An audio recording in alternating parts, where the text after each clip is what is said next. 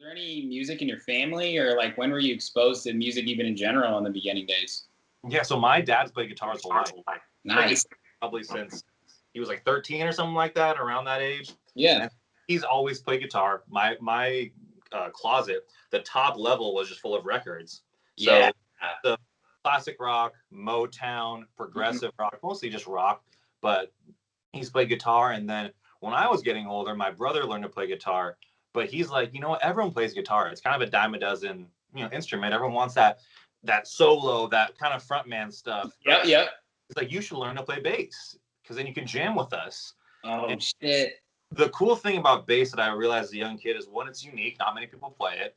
And two, bass and drums are the backbone to every single song or production. Without a good bass line, without good drums, you don't have a song.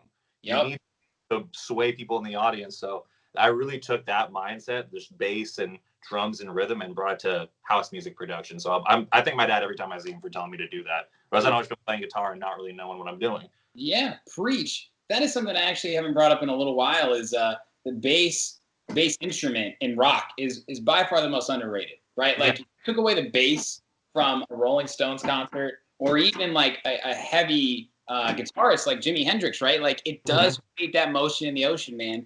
And it's just so cool to see how house music still, and you said it perfectly yourself right there, like percussion and bass, man, that's what makes you move, right? Exactly. So if I'm building something up, if we're in the middle of a breakdown, we're building and progressing, the low end's cut out typically of the drum, kick drum and the bass. So you kind of hear it just like popping and just a part of the middle. But when it drops, it fills the audience with energy. Yes.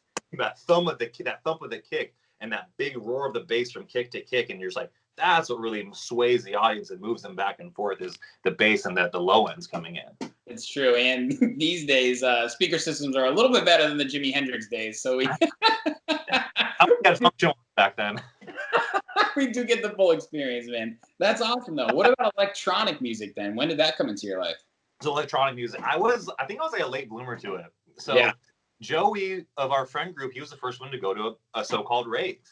And back then, we were talking before when we started recording, 2011, 2012, right before trap music hit the market. Yep. Is kind of big room, electro house, things like that. So when I went to it, I was more so happy about the environment it created. Everyone was so happy with being with each other, easy to dance, easy to get along with people. Yep. And that's what attracted me to the scene, I think, was the fact that it was just so fun to be there. It was such a fun party. Yeah. And then when I first really fell in love with EDM was when trap was introduced.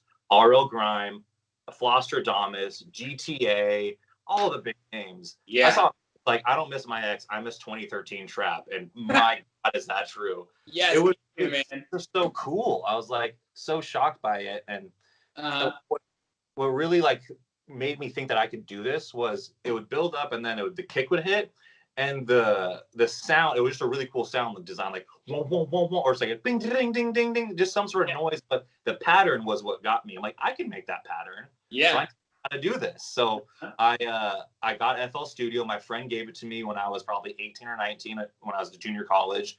And from there, I produced trap music. I used to produce trap and dubstep all the time. That was my favorite. You're kidding me, dude. Yeah, I'll send you some stuff. Now after this, I'll send you some of my old stuff we released. It's yeah. I used to love just hard headbanger trap, just dirty, filthy trap music. Well, what made you want to actually? Were you DJing or producing first? And producing? Only producing. I didn't start DJing probably until 21, 22, until I can get to bars and clubs. I don't think I really did any. That's a place to play. That's much. I mean, there are certainly some people I've interviewed, especially in the Midwest, I think is where a lot of my experience come from, and a lot from the West Coast. But to produce first kind of gives you a little bit different of a mindset going into the DJ realm, right? Because many producers of electronic music, your goal is to be a touring DJ, right? 100%. That's how you play your music out. What are you going to do? I'm going to be just the guy who, I'll bring my MIDI controller on stage. I'll bring this on stage. I'll do a bunch. Realistically, you're just going to DJ it out. And it kind of did, like, if I had a gun to my head, someone said, do you want to produce music or DJ the rest of your life? I would choose producing every time, 100%. Because I need to be able to create. I need to be able to get ideas out.